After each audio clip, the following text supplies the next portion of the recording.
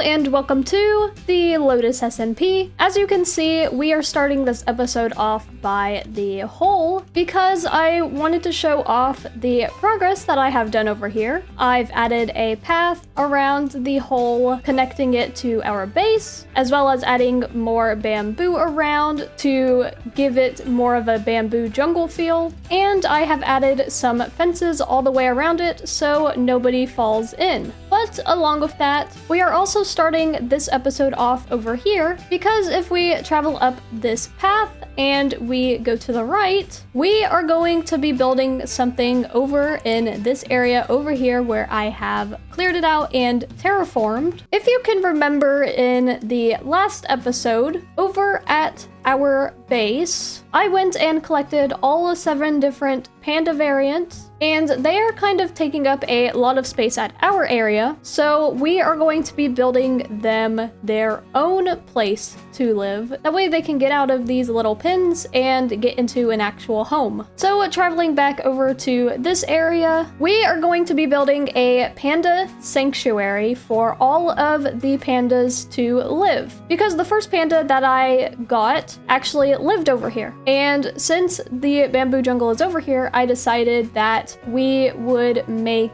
the worried panda that was over here its own home, and then I went and collected all of the pandas, so now I have an even better excuse to build a whole panda sanctuary. So we are going to start this episode off with a time-lapse of building the surrounding of the panda sanctuary, and then we will get into some decorations. So let's go and get into a time-lapse of building this panda sanctuary.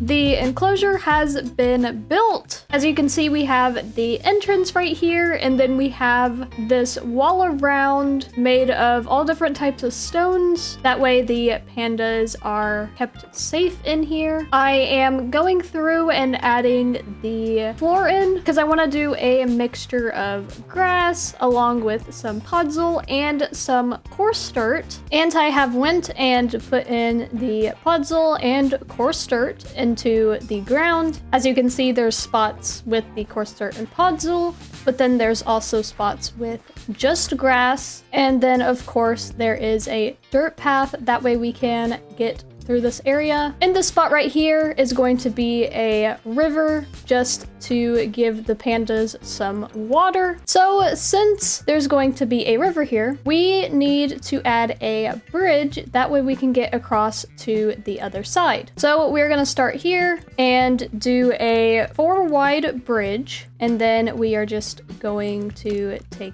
this up and do the same thing on the other side until the 2 areas meet. So I think we will go up one more. This might be a little too high, so we are just going to do it like this. So now we have a bridge across. I decided to do jungle planks for the bridge because since we are in the bamboo jungle forest and this is for pandas, we are going to do it in theme with that and use jungle planks as well as the bamboo. So now that we have the bridge, we can go ahead and add the water into the river. And to make this river a little more fancier, we are going to bone meal it to give it the seagrass, and then add some lily pads. That way you could technically jump across the lily pads to get to the other side, but also just to give it some decoration, just like that. So that is the center of the habitat done. I want to add one more somewhere right there maybe. So next on this side, we are going to add a little shelter area. That way the pandas can go under it for shade. So we are going to add mossy stone brick walls right there and right here. Then we are going to go up 3, and then we will do the same to the other side. And we're gonna start by just adding it like this. And then after we get the shape of the roof, then we will add more to it to make it bigger. So that is kind of the shape we are going to be going for. So now we can expand the roof. So to make it a little bit bigger. And so we have a shelter like that. Then I'm going to add 2 lanterns right there. Then we are also going to add this rockin that I built already in a creative world. The reason I'm just gonna build this one with the schematic is because it is already textured and everything. And I'm not the biggest fan of texturing in survival mode because it's way easier to just do it in a creative mode. So now we have this rock here just for decoration. And then we are going to add some jungle trees into this area. That's not the best tree, so we'll see how this one looks. Okay, that one is really good. Yeah, we'll try one more time for a better tree. Okay, that one's better. And I'm also going to add some stone buttons around this area. They can act as little rocks on the ground. And so now all that's left for us to add in this area is the most important part, and that is the bamboo. Because pandas cannot live in a habitat without some bamboo around, because that is their source of food. So we are just going to add a ton of bamboo into this area, in this spot, as well as that spot, and some over there as well, because you can never have too much bamboo in a panda habitat. And then we will be going to the other side to do the same thing and add all of this bamboo into this area. And now we can go and bone meal this bamboo so it is grown for the pandas. I'm gonna need a lot more bone meal for this, but at least we can get it started. And over time, it will just keep growing. And now we have our Panda Sanctuary. And so now all that's left to do for this Panda Sanctuary is relocate the pandas to their new home. So I'm gonna start by getting the pandas into a boat for transport. And we can go ahead and break all of the cobblestone walls. I'm gonna try to take 2 boats at once to make transporting quicker. So now we just hope that this works. Luckily, I have a pathway all the way there, so hopefully it shouldn't be too difficult. All right, so we have our first pandas in here, which are the brown pandas. I did go and give all of our 2 pandas a name, and I tried to make them in theme with what type of panda they are. So for the brown pandas, we have Cookie and Brownie. That did not happen. All right, I guess I'm using hitboxes. Okay, I'm gonna have to get another worried panda. All right, come here, Cookie. Let's see if they'll give us a worried panda. Are you a worried panda? I want to think so because you're running away. Yes, okay. All right, so for the worried panda, we have Fidget, and then the other one was named Muffin. So this one will be Muffin Jr. Next, we will take the lazy pandas and the playful pandas. For the playful pandas, we have Sunshine and Bubbles. For the lazy pandas, we have Cloud and Snuggy. Next, we'll bring the weak pandas and the angry pandas. For the aggressive pandas, we have Thunder and Stormy. We have to be really careful with the weak pandas because they will die easily. And for the weak pandas, we have Wobbly and Delicate. And last but not least, for the normal pandas, we have Noodle and Bamboo. So those are all of our pandas into their Panda Sanctuary. Now, I did not just build this Panda Sanctuary to home all of our pandas, because since I have managed to get all 7 different panda variants, especially with how difficult it is because a few of the pandas are very rare to find, I have decided that I am going to be opening up a Panda Adoption Agency. That way, people can adopt a panda. They won't be able to adopt the ones we named, but we will be breeding these pandas and adopting out the babies to anybody who's interested. So now we have the Panda Sanctuary over here. I've been breeding the pandas to get the different variants, so we have a ton more now. But with this Panda Sanctuary right here, right over here, we have the Panda Adoption Agency. So this is the building people will come to if they they want to adopt a panda from the sanctuary. When they enter, they go over here to this lectern. It says, please read book before filling out the paperwork. And so this lectern has all the information on how to adopt a panda. So welcome to the Panda Adoption Agency. If you are interested in giving a panda a forever home, there are a few things you need to do before adopting. You must have a habitat at your home ready for the panda, must have enough space to roam while also keeping them safe, must have a ton of bamboo to eat, must have a water source, must have some sort of shelter for shade. Once that is taken care of, take a book from the barrel, fill it out, and place it in the completed paperwork barrel with your diamonds. The adoption agency will then inspect your habitat, and if it's up to code, you will receive a letter to pick up your panda from in this building. And in the adoption pricings, we have the normal panda for 1 diamond, the lazy panda for 3 diamonds, playful for 4 diamonds, worried for 5 diamonds, aggressive for 7 diamonds, weak for 10 diamonds, and brown for 15 diamonds. And then the prices are determined by the amount of time spent finding and breeding each panda, because some of them took forever to get, and some of them were very easy to get. And then all adoptions are final. The Panda Adoption Agency is not responsible for any panda deaths that may happen. Pandas are also not refundable and or cannot be traded out for a new one. But then after they read that book, they go back home,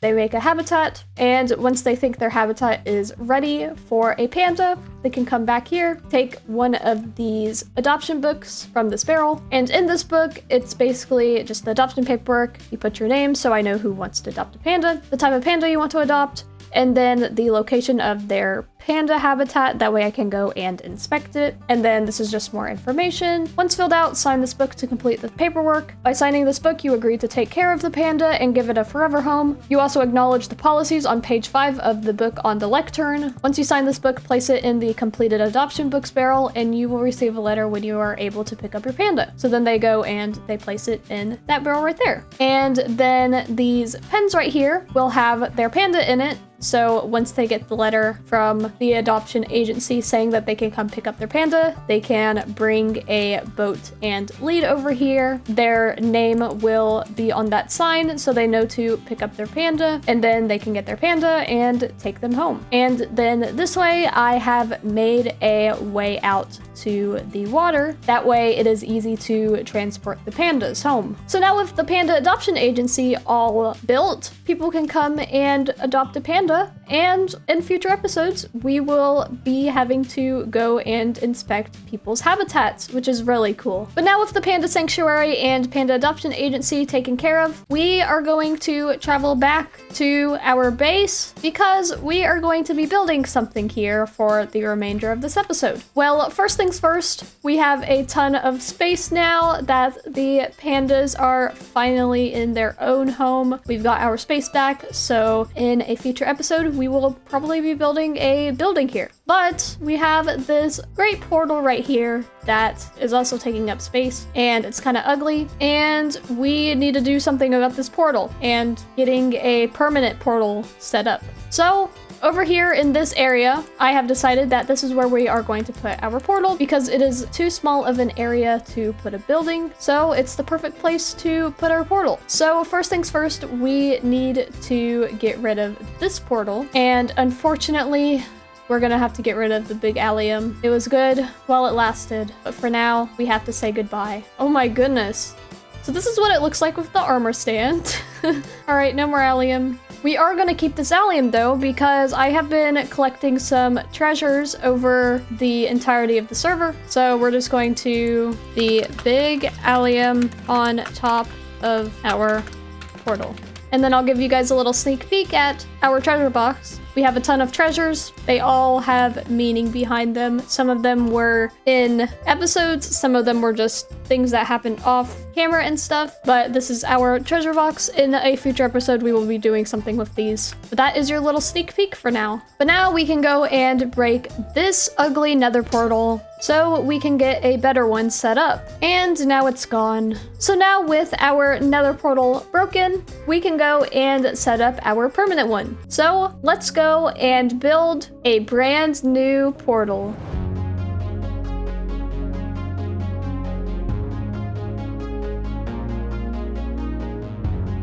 And now our nether portal is finished. I really love how this nether portal turned out. It is really cool. It fits with the vibes of our base. It also has shriekers on top of it and skulk sensors, sort of like an alarm. So if someone comes out of the nether portal, they're going to set off the shriekers, and it kind of acts as an alarm, so I know who is at my base and nobody can really sneak around my base. I also planted some trees as well to fill in the space and bring the forest back in here, but I kind of like them surrounding the nether portal. It's like really cool. I don't know why. I don't know. It looks really cool with the nether portal there and then the trees surrounding it. So now we have a permanent fancy nether portal for people to go through to visit our area. Now, there's one more thing I really want to try out. Basically, we have a data pack mod thing that allows you to summon a Thunderstorm by throwing a channeling trident up in the air while you are all the way at build height. And I recently went on a trident hunting adventure with Seaman and Drift, and I got some tridents from it. So I have Riptide and Channeling, so we can finally test this. So I do have 3 tridents because we managed to get an extra trident. So I have 1 Riptide, 2 Channeling, because apparently this takes a lot of durability. And if the Thunderstorm summoning works, I want to try and get some charged creeper heads. So we're gonna take this and we're gonna throw it all the way up in the air. It worked. It worked. Oh, that's so cool. Okay, so now we can take this channeling trident and we can do that. And then we get a charged creeper head. This is so cool. I love this so much. Oh, that was not what I was supposed to do. Oh, okay. Let's do that. We'll kill that one. Try not to explode the charged creeper head. Oh, he took it. Okay, it's fine. This is scary. I probably should have a shield on, but... Oh, okay, I just killed it. We'll get our channeling trident. Do that.